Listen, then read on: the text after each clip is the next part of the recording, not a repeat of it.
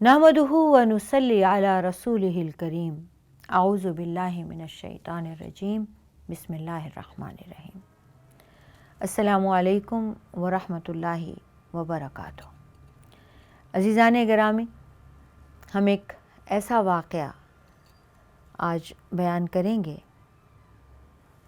कि ये वाक़या हमारी तमाम ज़िंदगी में क़यामत तक के लिए एक सबक भी है, एक वाक़या भी है और एक कानून भी है। और यूँ कहिए कि ये आज के लोगों का रवैया भी है और इसकी सज़ा भी अल्लाह ताला ने मुतय्यन फरमा दी। जब हज़रत आयशा हार ढूंढ कर वापस आईं तो इन्होंने देखा कि वहाँ लश्कर जा चुका है, नामो निशान नहीं है, मैदान खाली पड़ा है, यहाँ तो कोई भी नहीं है। सैयदा आयशा से किसी ने एक मर्तबे पूछा कि उस वक्त आपकी क्या कैफियत हुई होगी जब आप हार ढूंढ कर लौट के आई होंगी और वहाँ कोई भी नहीं होगा, किसी को ना पाया होगा। तो फरमाती हैं कि मैंने हस्बी अल्लाह व निअमल वकील कहा, हस्बी अल्लाह व निअमल वकील, हस्बी अल्लाह व निअमल वकील।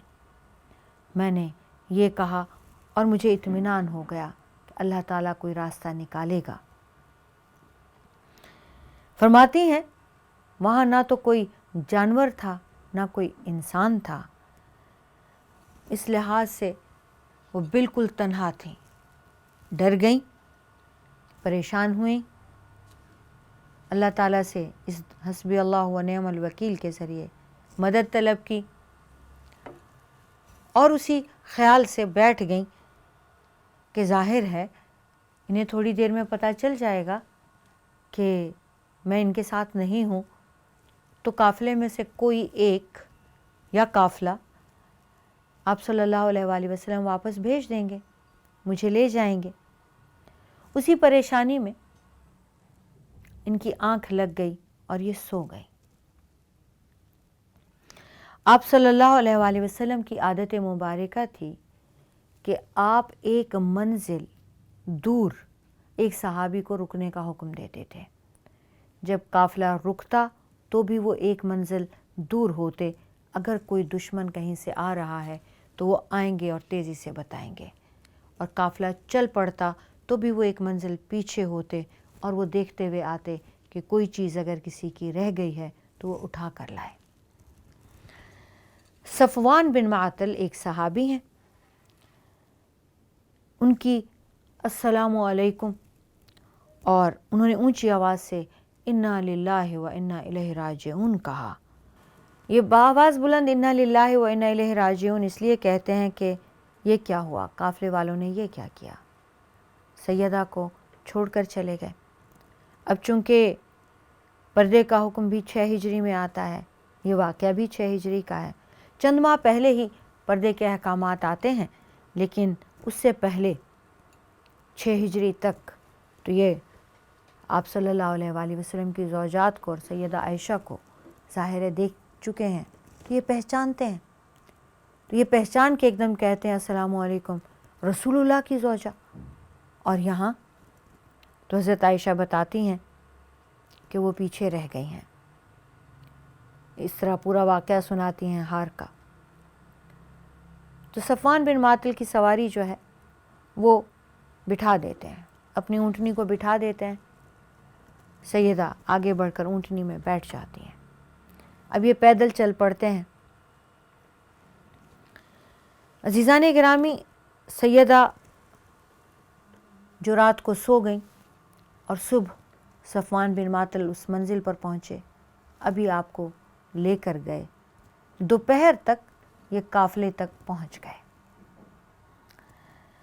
अब आप सल्लल्लाहु अलैहि वसल्लम, सहाबा सब ने इस बात को बिल्कुल नॉर्मल लिया, और ये नॉर्मल ही है। पीछे कुछ भी रह जाता है और जिसकी ये ड्यूटी होती है कि वो लेकर आए, तो सहाबी ने वही काम किया। अब यहाँ कोई चीज़ नहीं, ज़ौजा रह गई थी, سیدہ رہ گئی تھیں۔ سیدہ آن ملی اپنے قافلے سے اور یوں قافلہ پھر روانہ ہوا۔ قافلے نے پڑاؤ ڈالا ہوا تھا، جتنا پڑاؤ ڈالا ہوا تھا اتنی دیر رکے اور پھر چل پڑے۔ ابھی لشکر والوں کو پتہ بھی نہیں چلا تھا، یعنی ایسا ہوا کہ لشکر والوں نے ابھی تک یہ دیکھا ہی نہیں تھا کہ سیدہ اپنے ہودج میں نہیں ہے، ہودج خالی ہے۔ وہ اونٹ، سیدہ کی اونٹنی ابھی بیٹھی ہے، ابھی لوگ اندر جائیں، پوچھیں، دیکھیں، ابھی اس کا وقت ہی نہیں آیا تھا۔ ابھی وہ قافلہ جا کر رکا ہے، ابھی پڑاؤ ڈال رہے ہیں اور لوگوں نے دیکھا کہ ایک اونٹنی آ رہی ہے، صفوان بن معطل اسے لا رہے ہیں۔ صفوان بن معطل نے لا کے پھر بٹھا دیا، سیدہ اس میں سے اتر کے چلی گئیں۔ اور یوں یہ بات بالکل معمولی اور عام بات تھی۔ اس کو اگر واقعہ نہ بنایا جاتا، حادثہ نہ بنایا جاتا تو یہ حادثہ تھا بھی نہیں۔ اب منافق جو عبداللہ بن ابی دیکھ رہا ہے، اس کو اپنی بھڑاس نکالنے کا موقع مل گیا۔ اس نے کچھ لوگوں سے جا کر کہا، لوگوں، تمہارے نبی کی بیوی ایک نوجوان کے ساتھ رات گزار کر آئی ہے، تم لوگ دیکھتے نہیں، سوچتے نہیں، وہ ہمارے ساتھ نہیں تھیں، اور یہ بعد میں صحابی انہیں لے کر آئے ہیں۔ اس پروپیگنڈے میں وہ اس قدر آگے بڑھ گیا کہ اس نے یہ خبر ایک ایک گھر میں پہنچائی۔ اس کو اپنی ذلت کا بدلہ لینے کے لیے شاید اس سے بڑا موقع نہ ملتا۔ پھر اس کو حضرت ابوبکر صدیق جو اس پورے لشکر میں سپہ سالار بھی تھے اور وہ ان کی بیٹی بھی تھیں، ان سے بھی بدلہ لینے کا موقع مل گیا کہ وہ جانثار ہیں، صدیق اکبر ہیں۔ لیکن یہ سب سے بڑا بدلہ وہ رسول اکرم صلی اللہ علیہ وآلہ وسلم کی ذات بابرکت سے لے رہا ہے۔ آپ صلی اللہ علیہ وآلہ وسلم کے کانوں تک بھی یہ خبر پہنچ گئی۔ بہت وقت گزر گیا، آپ خاموش رہے۔ آپ نے صحابہ سے مشورہ کیا کہ یہ شخص میرے ساتھ کیا کر رہا ہے۔ اکثریت نے یہ رائے دی کہ دشمنوں کی باتوں پر کان نہ دھریں۔ حضرت عائشہ معصوم ہے اور ایسا ہو جاتا ہے۔ آپ صلی اللہ علیہ وآلہ وسلم کی باقی زوجات، یعنی اب یہ بات زبان زد عام ہو گئی، اب یہ خالی ایک منافق نہیں کر رہا ہے، بلکہ اس نے ہر گھر میں پہنچا دیے، اور یہی ایک بات ٹاک آف دی ٹاؤن ہے پورے مدینے میں، جس کے منہ پر بھی بات ہے وہ یہی بات ہے۔ آپ صلی اللہ علیہ وآلہ وسلم نے اپنی زوجات کے سامنے جب تذکرہ کیا، باوجود اس کے کہ ان کا رشتہ سیدہ عائشہ کے ساتھ ایک سوکن کا رشتہ ہے، سب نے حضرت عائشہ کی معصومیت کے بارے میں کہا۔ حضرت زینب بنت جحش جو آپ صلی اللہ علیہ وآلہ وسلم کی زوجہ ہیں، وہ یوں کہتی ہیں، یا رسول اللہ، یہ تو اتنی معصوم عورت ہے، آٹا گھونٹتی ہیں کہ روٹی بنائیں گی، اور انہیں کھیل کود میں لگ جاتی ہیں، کسی اور کام میں لگ جاتی ہیں اور بھول جاتی ہیں، اور بکری آتی ہے آٹا کھا جاتی ہے۔ جس عورت کو اتنا ہوش نہیں ہے، اس کو اس طرح کی بڑی بڑی باتیں اور اس طرح کی بری بری باتوں کا کیا ہوش ہوگا۔ عزیزان گرامی، آپ صلی اللہ علیہ وآلہ وسلم سے سیدنا علی مرتضیٰ رضی اللہ تعالی عنہ کنیز سے، جو لونڈی ہر وقت خدمت میں ساتھ ہوتی ہیں، ان سے دریافت کرنے کے لیے، مزید تسلی کے لیے کہہ دیتے ہیں، اور آپ کنیز سے پوچھتے ہیں، وہ بھی معصومیت کے علاوہ اور کوئی گواہی نہیں دیتی۔ آپ صلی اللہ علیہ وآلہ وسلم بہت دکھی ہو کر منبر پہ تشریف لاتے ہیں اور کھڑے ہو کر عبداللہ بن ابی اس کی اس بہتان، تہمت اور اس کے ساتھیوں سے نجات دلانے کے لیے آپ سوال کرتے ہیں، کوئی نہیں جو اس وقت میری عزت پر ہاتھ ڈالنے والے کو روک سکے؟ لوگوں، میں نے اس صحابی صفوان بن معطل کو نیک سیرتی کے سوا اور کسی حال میں نہیں دیکھا. میں نے اپنے گھر میں معصومیت کے سوا کبھی نہیں دیکھا، اور اس شخص نے پورے علاقے میں بچے بچے کی زبان پر میری عزت کو لا کر کھڑا کر دیا ہے. تو ایک دم مہاجرین صحابہ کھڑے ہو گئے اور سب نے تلواریں نکال لی. کچھ انصار صحابہ کھڑے ہو گئے، انہوں نے بھی تلواریں نکال لی. انہوں نے کہا کہ اب اس کا خاتمہ کرتے ہیں. انصار کے جو 2 قبیلے تھے، جن میں سے ایک میں عبداللہ بن ابی تھا، ان لوگوں نے انصار کے دوسرے قبیلے کے لیے تلواریں نکالنی کہ تم ہمارے قبیلے کے ایک آدمی کو مارنے سے پہلے تحقیق تو کرو. ایسا جوش اٹھا، لڑائی بھڑک اٹھی. آپ صلی اللہ علیہ وآلہ وسلم کو احساس ہوا کہ یہ تو ابھی خون خرابہ اور مسجد نبوی خون سے بھر جائے گی. ہر شخص اس کو قتل کرنا چاہ رہا تھا. ہر صحابی، مہاجر ہو یا انصار، اس کو ختم کرنا چاہ رہا تھا جس نے اذیت رسول پاک صلی اللہ علیہ وآلہ وسلم کو پہنچائی تھی. ادھر حضرت عائشہ کا یہ حال تھا کہ وہ سفر سے جب لوٹ کے آئیں تو انہیں بخار ہو گیا. ان کی طبیعت خراب ہو گئی اور بہت عرصے تک وہ کسی سے ملی جلی نہیں، لیکن انہیں یہ خبر ہی نہیں 1 مہینہ سے زیادہ ہو گیا ہے اور یہ شہر میں کیا چل رہا ہے. عزیزان گرامی، معصومیت کا یہ عالم ہے کہ اسی ہستی کے کردار کو اچھالا جا رہا ہے اور وہ کسی سے نہ ملتی جلتی ہیں، نہ کسی سے پوچھتی پھرتی ہیں، تو انہیں پتہ ہی نہیں ہے کہ کیا چل رہا ہے اور اس پر بیمار بھی ہیں. بس ایک شکوہ ان کے ذہن میں آتا ہے، اور چونکہ آپ صلی اللہ علیہ وآلہ وسلم تو خود بہت پریشان ہیں، بہت تکلیف اور اذیت میں ہیں. آپ تو مردوں میں اٹھتے بیٹھتے ہیں، آپ کے کانوں میں تو خبریں پہنچ رہی ہیں، تو آپ تو پریشان تھے. تو یہ بہت بری طرح محسوس کر رہی تھیں کہ آپ صلی اللہ علیہ وآلہ وسلم کا التفات پہلے جیسا نہیں ہے.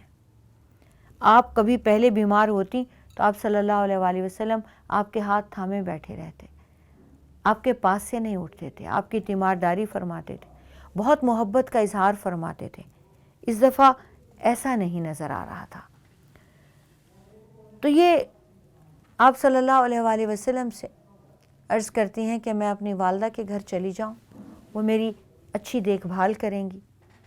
تو آپ صلی اللہ علیہ وآلہ وسلم اجازت عطا فرماتے ہیں، چلی جاتی ہیں. اپنا گھر چھوڑ کے اپنی والدہ کے گھر رہنے چلی جاتی ہیں کہ میری جب تک طبیعت مزاج درست نہ ہو، طبیعت ٹھیک نہ ہو، میں وہاں رہوں گی. آپ انہیں اجازت دے دیتے ہیں. وہاں سے یہ اپنی پھوپھی جو حضرت ابوبکر صدیق کی بہن ہے، بیوہ ہیں، اور حضرت ابوبکر صدیق ان کی کفالت فرماتے ہیں، اور ان کا بیٹا اس کی بھی کفالت فرماتے ہیں. اس کا نام مستح ہے، مستح بن اساسہ. حضرت عائشہ اپنی پھوپھی کے ساتھ، مستح کے ساتھ رفع حاجت کے لیے باہر جاتی ہیں. وہاں راستے میں انہوں نے مستح نے ذکر کیا کہ یہ جو شہر میں چل رہا ہے عائشہ، یہ ایسا کیوں چل رہا ہے؟ تو حضرت عائشہ کہتی ہیں کیسا؟ تو کہتی ہیں تمہیں پتہ بھی نہیں پورے شہر میں کیا پھیلا ہوا ہے؟ حضرت عائشہ فرماتی ہیں نہیں، میں تو نہیں جانتی. تو ان کی پھوپھی ان کو یہ سارا واقعہ سناتی ہیں. عزیزان گرامی، ایک روایت میں یہ ہے کہ یہ واقعہ سننے کے بعد حضرت عائشہ اپنی والدہ کے گھر آپ صلی اللہ علیہ وآلہ وسلم سے پوچھ کر چلی جاتی ہیں۔ اور ایک میں یہ ہے کہ وہ اس سے پہلے ہی والدہ کے پاس رہنے آئی ہیں، اور پھر جب ان کی پھوپھی انہیں یہ واقعہ سناتی ہیں تو حضرت عائشہ کی روایت یہ ہے کہ میں بھول جاتی ہوں کہ میں رفع حاجت کے لیے باہر آئی ہوں، میں واپس گھر چلی جاتی ہوں، اور گھر جا کے وہ اپنی والدہ سے لپٹ جاتی ہیں اور استفسار کرتی ہیں کہ پورے شہر کو پتہ تھا، کیا آپ کو بھی پتہ تھا؟ تو حضرت ابوبکر صدیق اور ان کی والدہ رومان کہتی ہیں ہاں، ہم تو جانتے تھے، ہم تو 1.5 ماہ سے جانتے ہیں، ہم تو 1.5 ماہ سے اس اذیت میں ہیں، اور ہم ہی نہیں، اللہ کے حبیب بھی اسی پریشانی اور تکلیف میں ہیں۔ تو حضرت عائشہ اتنا حیران ہوتی ہیں اور اپنی ماں سے کہتی ہیں کہ میرے ساتھ ایسا کیوں ہوا ہے؟ تو رومان بہت پیارا جواب دیتی ہیں۔ عزیزان گرامی کہتی ہیں عائشہ تم رونا بند کرو، تم پریشان نہ ہو، یہ جو شوہر جن بیویوں سے محبت کرتے ہیں نا، ان سے دنیا جلا کرتی ہے، حسد کرتی ہے، اور یہ چالیں چلتی ہے، یہ ساری سازشیں، یہ ساری چالیں ان بیویوں کے نصیب میں آ جاتی ہیں جن بیویوں کے نصیب میں شوہر کا لاڈ، پیار، عزت، محبت ہو۔ حضرت عائشہ بہت تڑپتی ہیں، بہت روتی ہیں، اور سوچ سوچ کر حیران ہوتی ہیں۔ پہلی تو سوچ ان کی یہ ہے کہ ان پر ایسا کیوں ہوا، دوسری سوچ ان کی یہ ہے کہ مجھ تک یہ بات ابھی تک پہنچی کیوں نہیں، اور تیسری سوچ ان کی یہ ہے کہ ان کے والدین بھی جانتے تھے اور اس کرب میں تھے اور بتایا تک نہیں۔ اور چوتھی بات جو وہ سوچتی ہیں وہ یہ ہے کہ رسول اکرم صلی اللہ علیہ وآلہ وسلم کی محبت میں، التفات میں، توجہ میں کمی اس وجہ سے آئی، کیا انہیں یقین آ گیا، کیا انہیں ان کی محبت میں فرق آ گیا؟ آپ پریشان ہیں، اور یوں اتنی پریشان ہیں کہ ان کے الفاظ ہیں کہ روتے روتے میرا کلیجہ شک ہو گیا۔ اور ایک دن یہ اپنے گھر میں، والدہ کے گھر میں آئے انہیں ابھی چند روز ہی ہوئے ہیں، تو یہ بیٹھی ہیں، حضرت ابوبکر صدیق ان کے پاس بیٹھے ہیں، انہیں تسلی دے رہے ہیں، پیار کر رہے ہیں کہ رسول اکرم صلی اللہ علیہ وآلہ وسلم تشریف لے آتے ہیں، اور آپ سلام کر کے بیٹھتے ہیں اور کلمہ شہادت پڑھتے ہیں، اور کلمہ شہادت پڑھ کے کہتے ہیں عائشہ مجھے تمہارے بارے میں ایسے ایسے پتہ چلا ہے، اگر تم بری ہو تو اللہ تعالیٰ تمہاری برات خود ظاہر فرما دے گا، اور اگر تم سے کوئی گناہ ہو گیا ہے تو تم اللہ تعالیٰ سے خود توبہ کرو، کیونکہ جب بندہ اپنے گناہ کا اقرار کر کے اللہ کے حضور توبہ کرتا ہے تو اللہ اس کی توبہ قبول فرماتا ہے۔ حضرت عائشہ کے آنسو تھم گئے، فرماتی ہیں کہ میں نے اپنے والدین سے کہا آپ میری طرف سے جواب دیں، آپ میرے ماں باپ ہیں، یہ بات جو رسول پاک حضرت محمد صلی اللہ علیہ وآلہ وسلم نے فرمائی، آپ جواب دیں۔ حضرت ابوبکر صدیق اور حضرت رومان دونوں خاموش ہو گئے کہ کیا جواب دیں۔ حضرت عائشہ فرماتی ہیں کہ پھر میں نے خود جواب دیا، اور میں نے کہا واللہ میں جانتی ہوں کہ یہ بات سنتے سنتے اب بہت دن ہو گئے ہیں۔ عزیزان گرامی، کچھ روایات میں 6 ہفتے ہیں، کچھ میں 5 سے 6 ہفتے ہیں۔ اب یہ ایک زمانہ ہے۔ تو حضرت عائشہ فرماتی ہیں کہ میں جانتی ہوں کہ ایک زمانہ ہو گیا ہے، یہ بات پھیلے ہوئے، اور سنتے سنتے باپ کے دلوں میں بیٹھ گئی ہے، اس لیے اگر آپ لوگ اس کو سچ سمجھنے لگ گئے ہیں، اب آپ لوگ بھی اس کو ماننے لگ گئے ہیں، سچ ماننے لگ گئے ہیں۔ اس لیے اگر میں یہ کہوں کہ میں بالکل بری ہوں اور اللہ خوب جانتا ہے کہ میں بری ہوں، تو آپ لوگ میری بات کو سچ نہیں سمجھیں گے، اور اگر میں کسی بات کا اعتراف کر لوں تو آپ کو شاید وہ ٹھیک لگے گا، جبکہ اللہ جانتا ہے کہ میں بے گناہ ہوں۔ ایسی صورت میں واللہ میرے لیے اور آپ کے لیے میں ایک ہی مثال دیتی ہوں جو حضرت یوسف نے کہی تھی کہ الصبر جمیل، صبر ہی بہتر ہے۔ اور تم لوگ جو کہتے ہو واللہ المستعان، اللہ تعالیٰ کی مدد چاہیے، علی ما تقول، جو کچھ تم لوگ کہہ رہے ہو اللہ تعالیٰ کی مدد مجھے چاہیے، اپنی بے گناہی کے لیے اللہ کی گواہی چاہیے۔ میرا تو صبر ہے، اور میں حضرت یوسف کے انہی کلمات کے ساتھ اپنی بات ختم کرتی ہوں۔ حضرت عائشہ نے جو یہ الفاظ کہے اس حالت میں جس میں وہ تھیں، عزیزان گرامی، یہ بھی بہت حوصلے کے الفاظ ہیں جو ایک 14 سال کی معصوم عورت، اتنی فقیہہ، اتنی سمجھدار، اتنی دانا، جو دنیاوی معاملات میں اتنی معصوم اور دینی سمجھ میں، شعور میں، اللہ کی معرفت میں اس قدر بلند کہ وہ حضرت یوسف کی مثال کے ساتھ اپنی مثال جوڑتی ہیں اور کہتی ہیں اللہ تعالیٰ خود جواب دے گا۔ اور اس کے بعد وہاں سے اٹھتی ہیں، طبیعت تو ان کی ویسے بھی خراب ہے، دور جا کر لیٹ جاتی ہیں، اس جگہ سے ہٹ جاتی ہیں، یہ خود بھی دکھ اور تکلیف کی کیفیت میں ہے۔